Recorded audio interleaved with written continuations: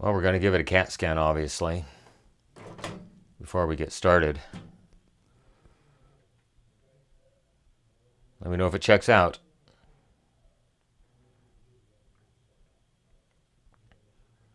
You probably shouldn't go inside. Check out okay? Okay, let's get you out of here so I can start the video. Well, I picked up this Toshiba microwave oven out of the e-waste at my work the other day. And I thought, well, let's go ahead and see what's going on with it. Kind of hard to tell what the model is. It's not on there. And then there's some times listed up there for various items. This thing is just telling you what you can and what you can't put in the microwave. And I believe, let me get this turned around here. There is the model number, EM131A5G SS. So, can't obviously plug this thing into my Variac just because it's going to draw 13 to 15 amps. So, hopefully this doesn't fall off. What I've got here is my kilowatt on a switched receptacle. So I'm going to switch this over. We'll just put it in the watts mode. Plug that guy into it. It did beep. It's drawing 0.7 watts. I do have a clock display. We'll just set it at some random time here. Clock, 1, 2, 3, 4. Clock. Okay. Now hit cancel. And yes, 1, 2, 3, 4. Here's the problem. As soon as you open the door, turntable starts turning. The fan starts running. The light does come on. It is an LED light, so it can't be that old. And we're only drawing 24 watts. So it is perfectly safe at this point to put your hand in here. Here's where the magnetron lives. If this were on full power, I'd be cooking my hand right now. And as you can see, there is no cooking going on. I'll close this real quick. Wonder if I have just a little thingy. This will work. We'll put some water in here. I know I didn't take the cap off. And we'll just give it a few seconds here. I'm going to just hit the start button, and then you can see when it's actually pulling watts. So it's pulling 1606 watts. So that's the magnetron. Hit the stop button, open this thing back up, turning, and 24 watts. So once again, it is safe to put your hand in the microwave. Oh, the water is warm already. It's only been in there for what, 5 seconds? I suspect a defective switch. I don't think we have a defective relay on the control board, just because the relay is what energizes the magnetron and the turntable motor at the same time, and it's not being energized. I suspect we have a defective switch. There is a monitor switch, what they call it, and its job is to, if the magnetron is on and the door should become open for any reason, it basically just crowbars across the power line, and its job is to blow the fuse. That's its only job. So if the magnetron is energized, if the relay on the control board is commanding the magnetron on, and I do open the door, its job is just to blow the fuse. So I'm going to pop the top off of this. Once you pop, you can't stop, and we'll be right back. One moment. Alrighty, so here is the label on the top of the microwave, once I've got it open here. And it is talking about the 3 switches, A, B, and C. A being the primary switch, B is the monitor switch, C is the secondary switch. And it's talking about the fuses, 20 amp. So let me see if I can turn a light on where you can see back in there. So there is the primary switch. And then looking down a little bit lower, where the yellow and the 2 brown wires, that is the monitor switch. And then down here on the bottom, that one is the secondary switch. Here's the magnetron. This is the part that you need to be concerned about if you're taking one of these apart. You want to make sure it is discharged. That's the high voltage capacitor, and the rectifier diode lives right there. So that's the part that could potentially hurt you or shock you. So it's best just to take a clip lead and run it from chassis ground right here over to this side, which is the side with the diode, because that's what feeds the magnetron the power, just to make sure it's completely discharged. Here is the cooling fan, turns freely, everything's good. So, like I said, I'm suspecting one of these switches is defective. So we'll need to test all 3 switches just with an ohm meter, just to make sure everything is working correctly. That relay right there, that's the relay that energizes the power transformer. You can see by the one, we'll call it a fat wire, even though it's very skinny, 16 gauge. But that is what energizes the magnetron right there. The secondary switch feeds back to the board on that connector right there, and it just tells it whether the door is open or closed to let it know, let the microprocessor know whether to execute the start and stop commands correctly up here in the front. So let's get to testing some switches and see what they test like. One moment. Now, unfortunately, I don't have a lot of room here. Obviously, you can't see that, so I need to put something under the meter. The glare, that's not going to do it. How about a AA battery? That might work. Oh, much better. Okay, so primary switch, I have it in the continuity range. If it finds continuity, it'll beep. I'm going to try to back probe through the plastic here. And I have continuity. Kind of hard to see. Move that over there. There we go. So I'm going to open the door. I still have continuity. I should not. And if I can, it's not clicking. Let me get a operating device here. That switch is bad. Okay, so we know that switch is defective. And we'll go to the monitor switch. This is the one that is responsible for blowing the fuse. I realize you can't see anything, and I'm sorry about that. Okay, 0 ohms with the door open. Am I reading wrong? And 0 ohms with the door closed. That's interesting. Let's go ahead and remove one of the leads from it. Actually, we'll remove a lead from both switches, if I can. Okay, there's one lead off.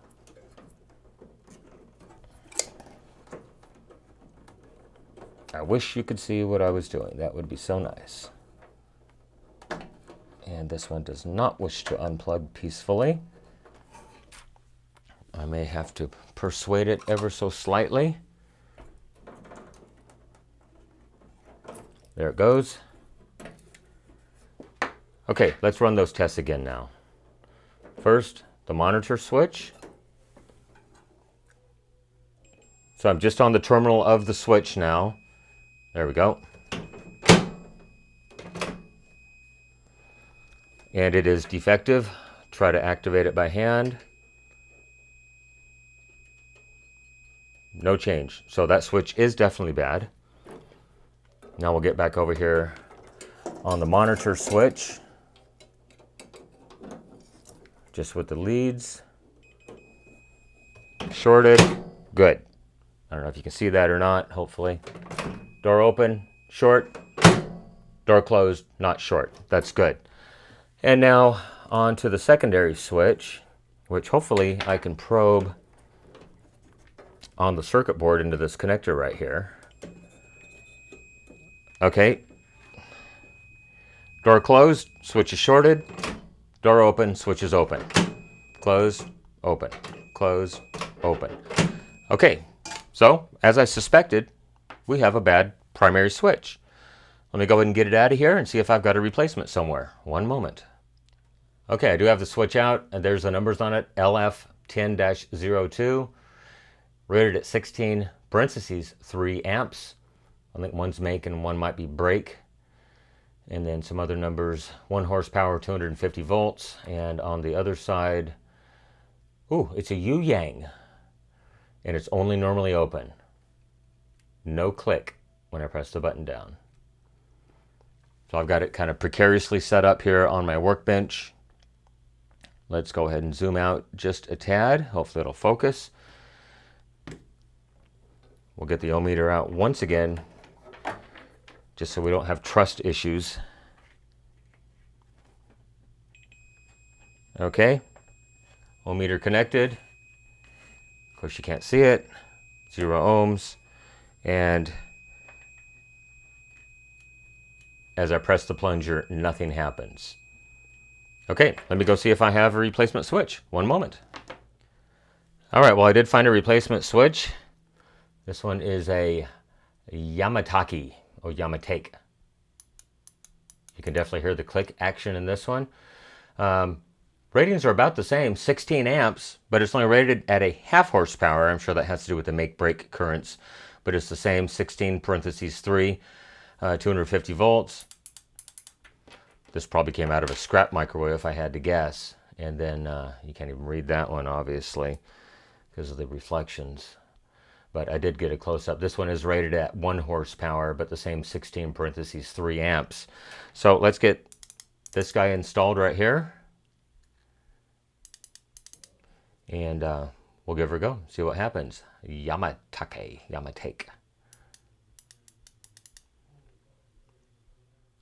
Okay, well, it's going to be kind of hard to see down in here, but I do have the switch ready to go in. It just goes in like so. Get the bottom in position, and it just snaps into place, much like that. Now I can verify that it does click when I press the button down, and it does. I move some of the wires out of the way here, make things a little bit easier for you guys to see. Put the 2 connectors back on it. Now all the power has to pass through this switch for the magnetron. And then that way it ensures that you're actually having the door closed or open, and it just failed. That plug is plugged back into the main board. Let's go ahead and flip this thing back around, and we'll see what it's going to do. One moment. All right, switch has been replaced. That's the old non-clicky switch. The new one is installed right there. Clock has been set once again. I do have it plugged into my kilowatt, so we can measure the current. Let's open the door. Nothing should happen. And nothing does happen. We are pulling 2.5 watts right now. Hard to see with the lights.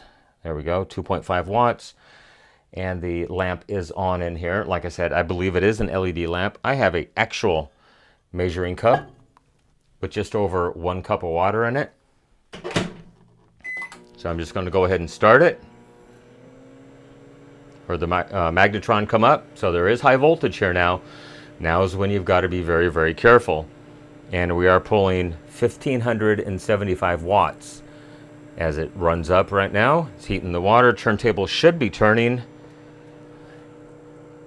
And the turntable is actually turning. So that is a very good thing. Well, let's do a couple tests. Let's open the door. It should stop running. It should not blow the fuse or everything's working correctly, because the way it's constructed is that monitor switch is meant to close last. And so it gives it time for the board to basically open that relay right there. And then the other switches should open. The A interlock should open, or primary switch. The secondary switch down here on the bottom should open. And then as a last resort, the monitor switch, I don't even know if you can see that, I'm just doing this blindly. As a last resort, the monitor switch should close. Got 1 second left on the clock. And I do feel warmth, so the water is warming. We'll clear that, and we'll give it another minute right there. Measure the amps once again, or the watts, 1,575 watts. Let's look at amps. So we're pulling 14.2 amps right now, so that is good. And 1,500 watts. I believe it does mention something about how many watts this thing should pull and how many watts the output power is. Somewhere on here. I thought I saw that. Maybe not. Huh. That's interesting. I could have sworn I saw a rating for that somewhere. Anyhow, it's working. Close the door again. Hit start.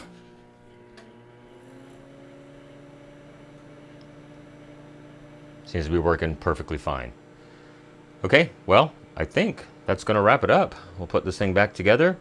And I'm going to replace that Sharp microwave that I've had for many, many, many years, just for the simple fact that I'm having problems with the display now.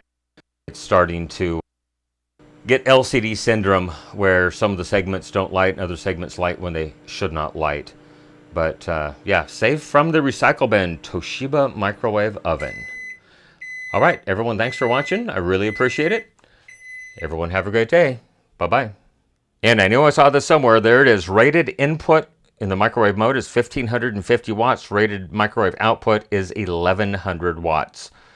2450 megahertz or 2.45 gigahertz as it may be. Oh, look at that. Manufacture date, November 2022. This thing's not that old to have that kind of a failure. Anyhow, I think what I'm going to do, yes, it is an LED bulb. Kind of hard to see down in there, but that is actually an LED bulb. So don't have to worry about that thing burning up. Anyhow, I'm going to go blow this thing out in the garage. We'll put it back together, and it will be my main microwave for quite some time. Remember, with your help, we can try to keep these things out of the landfill, out of the recycle bin, and out of the e-waste facility. Everyone, thank you for making it to the end of this video once again. I really appreciate it. Everyone have a great day. Thanks so much for watching. Bye-bye.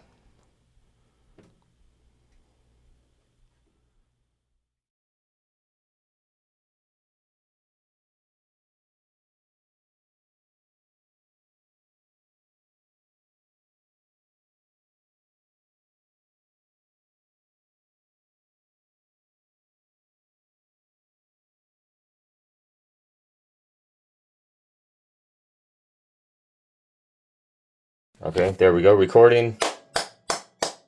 Audio sync. 1, 2, 3. 1, 2, 3.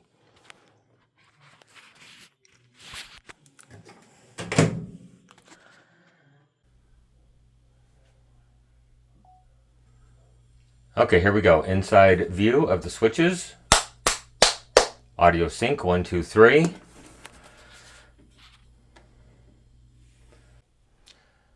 Okay, here we go. Reassembly.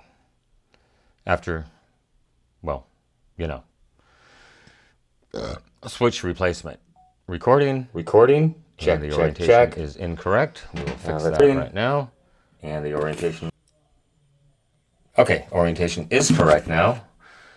Audio sync. 1, 2, 3. After switch replacement. 1, 2, 3.